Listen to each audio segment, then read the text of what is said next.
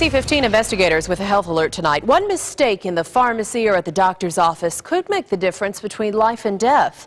Lori Jangliha explains why you should pay close attention to your own prescription bottles, even if you've been taking the medication for a while. You want to fly? Lorena Helsum lives for times like these. Every moment the Phoenix mom is alive, she tells me, is a blessing. Last year, she thought she was going to die. I didn't know what was wrong with me, and I was really freaked out, and my family was freaked out. Lorena suffered from severe chest pain caused by muscle spasms, and at times it was so bad she couldn't lift her own daughter out of her crib.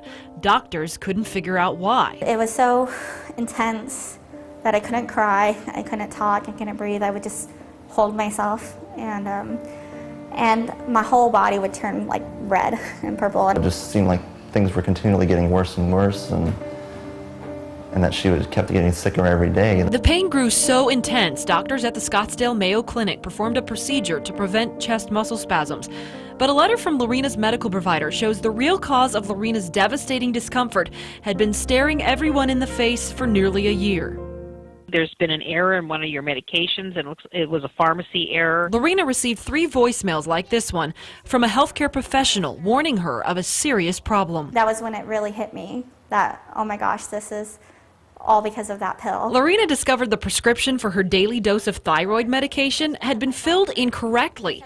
Instead of the 5 micrograms she was supposed to be taking, the pharmacy filled her pill bottles with 50 micrograms. That's 10 times the prescribed dose. Her medical paperwork indicates nobody noticed the mistake for months. There should be some kind of system that prevents that from happening, especially over such a long period of time. Normally, a computer or special software could alert a pharmacist if a drug dosage was too high for a patient or if 2 drugs shouldn't be mixed together.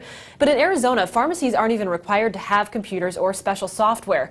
A pharmacist is required, however, to offer counseling to a new patient, someone with a new prescription, or someone taking a new strength of drug. I think pharmacists do provide a service that machines and robots can't. But if they're not doing that service, then it doesn't do anybody any good. Hal Wand is the Arizona Pharmacy Board Executive Director. His staff is now investigating Lorena's complaint to determine whether she received proper counseling and whether negligence was involved in the mistake. Last year, the board received 131 complaints about pharmacists and pharmacies statewide. To put that in perspective, Wand says more than 30 million prescriptions are filled in Arizona each year. See, generally, we're not trying to assign blame. We're trying to make sure it doesn't happen to someone else. The ABC-15 investigators obtained the most recent inspection report at Lorena's Pharmacy, a Walgreens near Cave Creek Road and Union Hills Drive.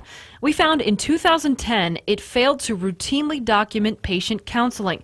The pharmacy took corrective action, though, writing to the pharmacy board that everyone has been disciplined and educated on the importance of taking correct documentation of counseling. A new investigation is now underway in Lorena's case. I had this time that was so scary and really heart-wrenching, and I don't want to give any more of my life to this. Lorena says she missed work because of her health issues and would like to be compensated for her physical frustrations.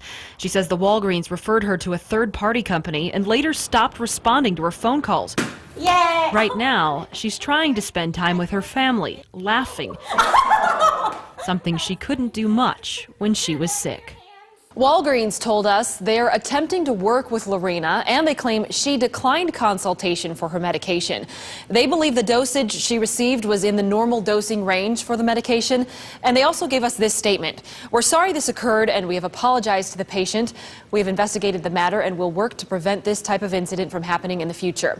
You can see Walgreens' full statement at abc15.com/investigators, and also the steps you can take to spot mistakes before it's too late. I'm investigator Lori Jangliha, ABC 15 News. You may have to rethink your 4th of July plans.